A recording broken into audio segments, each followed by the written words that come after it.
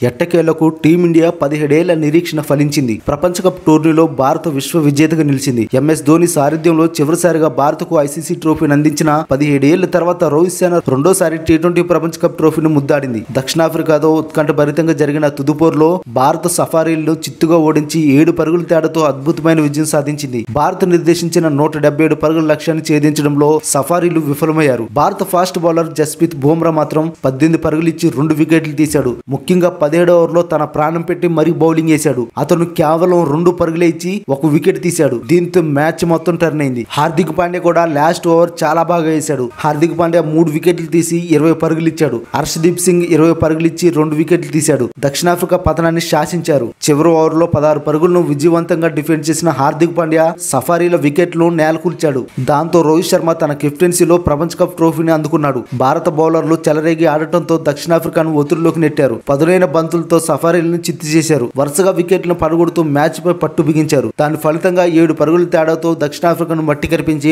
ప్రపంచ ఛాంపియన్ గా అవతరించారు. ఒక దశలో దక్షిణాఫ్రికా విజయం దాదాపు ఖాయమే అన్నట్లుగా సాగింది. చివరి 5 ఓవర్లో ఆట మలుపు తిప్పారు భారత బౌలర్లు. అనూహ్యంగా పుంజుకొని సఫారీలకు చుక్కలు చూపించారు. దాంతో సౌత్ ఆఫ్రికా గెలుపుకు 7 పరుగుల దూరంలో నిలిచిపోయింది. అంతకుముందు టాస్ గెలిచి తొలుత బ్యాటింగ్ ఎంచుకున్న రోహిత్ శర్మ నిర్ణీత 20 ఓవర్లలో 7 వికెట్ల నష్టానికి 176 పరుగులు సాధించింది. విరాట్ కోహ్లీ 76 పరుగులతో అత్యధిక పరుగులు చేయగా అక్షర్ పటేల్ మాత్రం 47 పరుగులు చేసి అద్భుతంగా రాణించాడు. శివన్ దుబే 27 పరుగులు, కెప్టెన్ రోహిత్ శర్మ 9 పరుగులు, రవీంద్ర జడేజా 2 పరుగులు, హార్దిక్ పాండ్యా 5 పరుగులు చేశారు. దక్షిణాఫ్రికా బౌలర్లో కేశవ్ మహారాజ్, నోర్కియా తలా 2 వికెట్లు తీగా మార్కో జాన్సన్, రబాడా తలా 1 వికెట్ తీశారు.